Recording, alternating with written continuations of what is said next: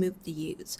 But really stuck with me is that this thing isn't only for sale right now in China. It's part of Huawei's push to go fully independent from the US tech after all the sanctions.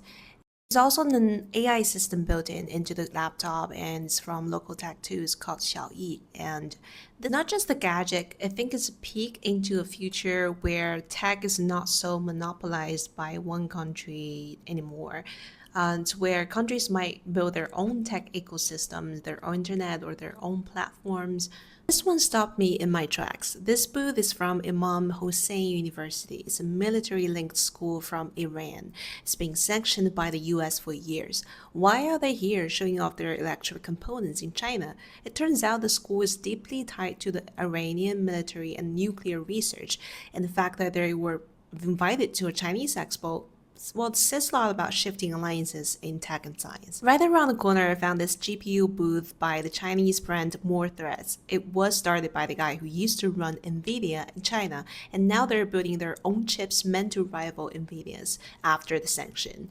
And they've already raised over $800 million from big Chinese names like ByteDance, Tencent, and Chinese state-backed investors. These glasses were one of my favorite things from the expo. They're AR smart glasses that translate speech in real time. I tried them on and had a basic conversation with someone.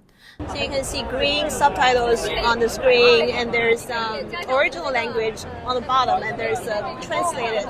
So in my case, now I'm switching to English, so it's now translating to Chinese or the language you have designated. There's a little remote here.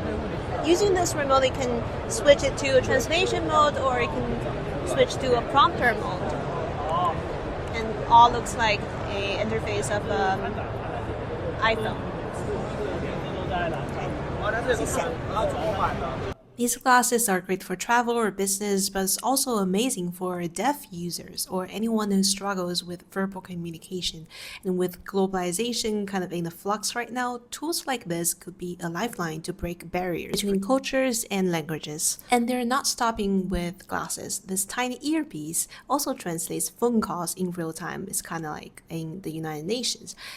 And on these Tencent's video call softwares, they now also offer an AI avatar that sits in on your meetings and translates live.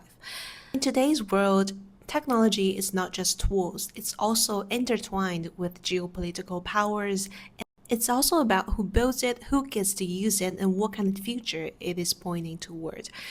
Which gadget would you like to try from this expo? Let me know in the comments.